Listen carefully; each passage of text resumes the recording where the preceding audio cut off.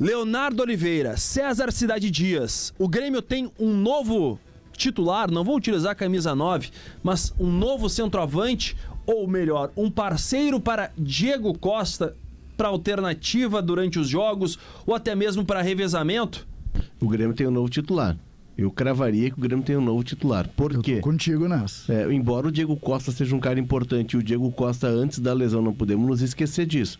Ele foi fundamental naqueles jogos da retomada do Grêmio, assim como foi no Gauchão. Porém, são caras que ninguém tá falando da qualidade. O Diego Costa é um baita centroavante. Né? Ele entrou contra o Corinthians, primeiro lance já criou uma confusão com o Gustavo Henrique. Ele é desse jogo, ele gosta do que os espanhóis chamam de roce, né? Do conflito, de mini combates dentro do campo. Mas o Braithwaite, ele traz uma característica diferente pro Grêmio. Ele é um atacante diferente do que a gente está acostumado a ver, que ele é um atacante que marca, que fecha espaço, que recompõe, mas que está lá na frente para construir, para concluir. Ele sabe fazer o pivô também, a gente viu em alguns lances, não é a principal característica dele, mas ele oferece para o Grêmio uma dinâmica no ataque que o Grêmio não tinha. Agora, pode jogar com o Diego Costa? Pode. Pode jogar com o Diego Costa, Cristaldo e ele? Aí já são outros 500. Aí tu tem que ter uma outra estrutura. Mas sim, na minha opinião, o Grêmio tem um novo centroavante. O Braithwaite mostrou, César, que ele é diferente e ele é um padrão acima do que a gente está acostumado a ver. Eu fecho contigo, acho que tem um novo titular, não tem dúvida como vai jogar. Eu acho que ele é um centroavante mesmo, ele joga por dentro, não vejo jogando, principalmente nessa forma do Renato jogar, dos extremas irem lá na linha defensiva jogar, não consigo enxergar isso. Agora, o Renato tem que explicar algumas situações, né? Eu acho que a coletiva pode ajudar muito. O time titular fez 3 jogos em sequência contra o Corinthians, que é um péssimo time de futebol, e não ganhou nenhuma. Aí o time reserva fez 2 jogos nesse período, contra o Atlético Paranaense, os reservas é verdade, mas jogando dentro da Arena da Baixada, e hoje contra o Cuiabá, que, e é preciso dizer, também é um péssimo time, assim como é o Corinthians. Por que o Grêmio ganhou 2 jogos e não ganhou os outros 3 com os titulares? O Grêmio hoje, ele cria uma esperança no torcedor com peças que precisam ser usadas. O Léo faz todo um levantamento do Braithwaite, o centroavante, e ele é muito melhor do que os atacantes que o Grêmio tem hoje. Muito melhor. Nós vimos isso em 4 movimentos no primeiro tempo. No segundo tempo ele teve 2 chances. Os dois lances viraram gol.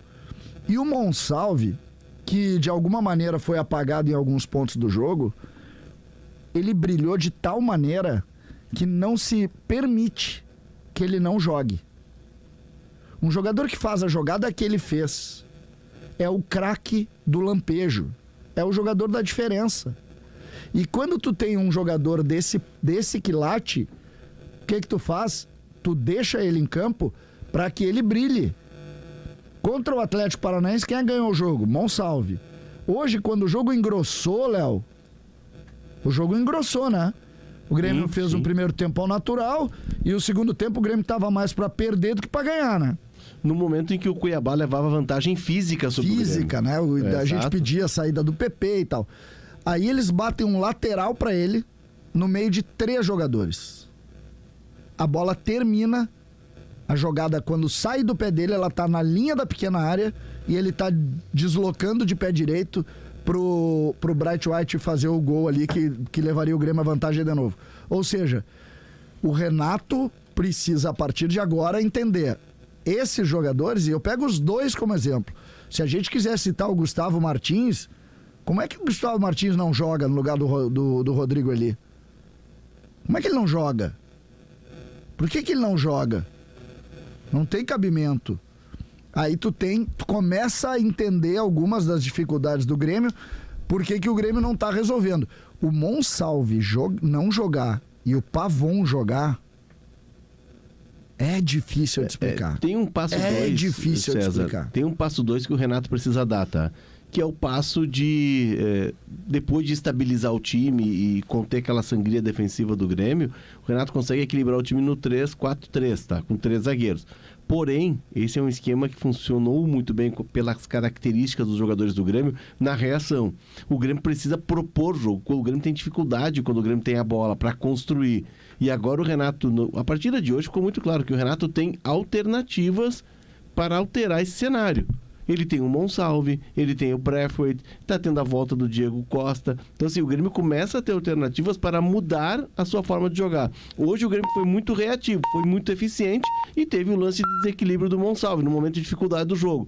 Mas o Grêmio nessa estratégia funcionou muito bem. O Renato precisa encontrar agora uma forma de encaixar esses jogadores, de dar ao time mais criatividade, mais bola no pé para vencer as marcações que virão fechadas. Para os nossos ouvintes, para quem está acompanhando, os números de JP Galvão, o antecessor, né, do dinamarquês Braithwaite.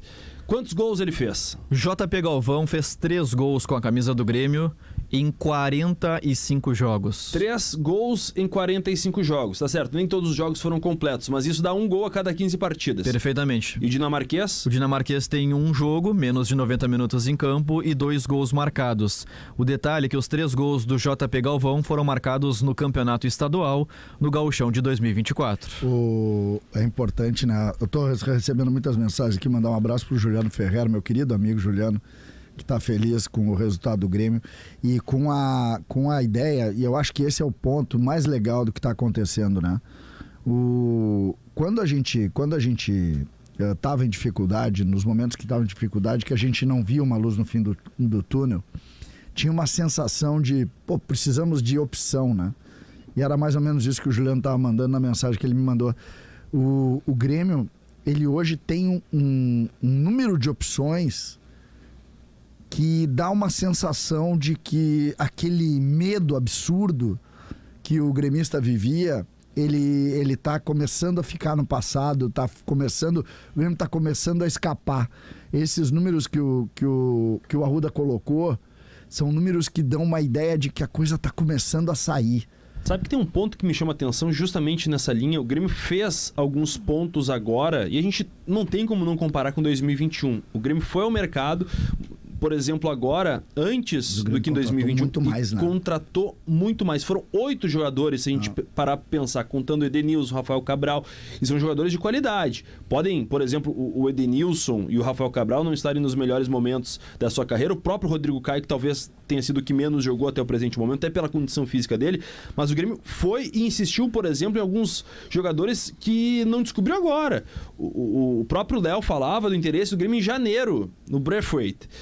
O Arezzo, eu lembro ano passado, César, você fez uma coluna em setembro aproximadamente, e no final do segundo semestre, falando que o Grêmio monitorava esse jogador. O Aravena, segundo o vice-futebol Antônio Brum, o Grêmio quase o contratou em janeiro. Então mostra que o Grêmio está detectando alguns talentos e insistindo. Não deu nessa janela, tenta ali adiante de novo. E me parece uma convicção do departamento de futebol, e acho que é importante fazer esse registro aqui, que começa a ser assertivo, porque contratou mal ano passado, né? Não fez algumas boas opções e agora parece que acertou em cheio em alguns nomes. Contratou muito mal, né?